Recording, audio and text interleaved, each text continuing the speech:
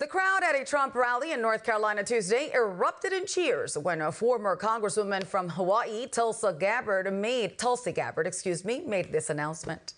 I'm proud to stand here with you today, President Trump, and announce that I'm joining the Republican Party.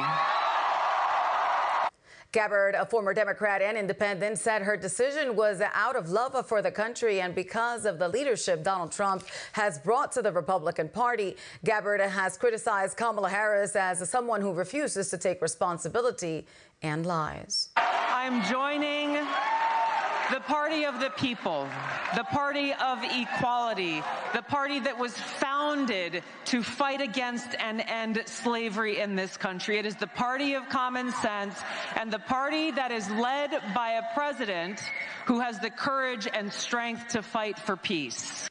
Former President Trump reacted by saying the announcement was a surprise and called it a, quote, great honor to have Gabbard join the party. Mike, a close friend of Kamala Harris is facing questions about her ties to an organization with ties to the Chinese Communist Party. Latifah Simon is that friend of the vice president and a candidate for Congress. So she is facing questions about her connection to James Chow, the president of the China United States Exchange Foundation, a group linked to the Chinese Communist Party. According to Fox News, Simon has been friends with Chow for over 10 years and reportedly a friend and mentee of Kamala Harris. The Exchange Foundation is a group with strong connections to the Chinese Communist Party, as we mentioned, and its global agenda, raising concerns about Chinese influence in the Kamala Harris campaign. Former President Barack Obama campaigns with Democrat vice presidential candidate Tim Walz in Madison, Wisconsin on Tuesday to urge voters to mobilize in the swing state. The former president told the crowd why he believes Kamala Harris is qualified to be commander-in-chief. Somebody who was raised in a middle-class family, who actually worked at McDonald's when she was in college to pay her expenses, didn't just pretend like he worked at McDonald's when it was closed.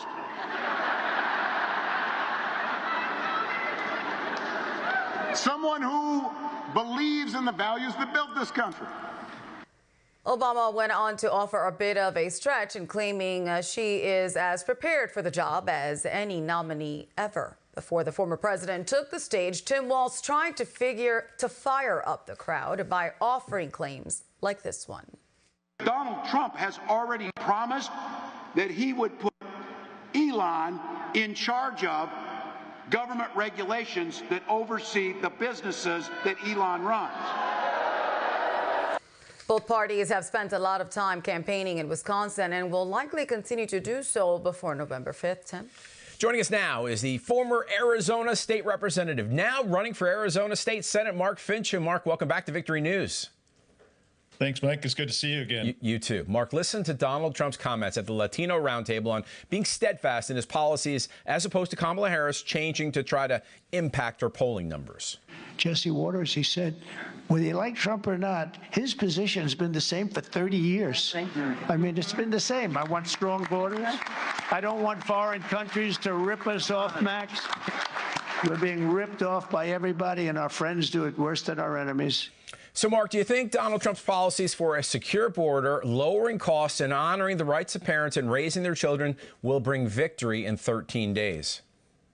That's a great question. I mean, we're faced with a choice between supporting an ongoing criminal enterprise, which is the Biden administration, and going back to a 3.5-year run where we had the most secure border in history, going all the way back to the 1800s. And then, of course, we had economic policies where we didn't see 28% hyperinflation. I'm going to call it hyperinflation because when you talk to the individuals who live in Prescott, Arizona, in northern Arizona, they can't afford a lot of the groceries they could just a year ago. So this is a very real impact. All right, Mark, tell us about the Election Fairness Institute. What's its mission? Yeah, so we are engaged in, I'm the executive director there, we're engaged in the study of election process. Now, of course, because we're a 501c3, and if people want to see more about what we do, it's goefi.org is the link.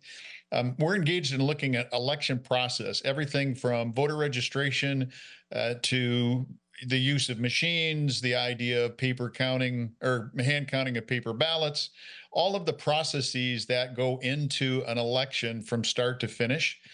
We've had a number of successes. In fact, we just recently found about just in one small study, $168 billion that's run through ActBlue that is money laundering. We know for sure it's money laundering. Unbelievable.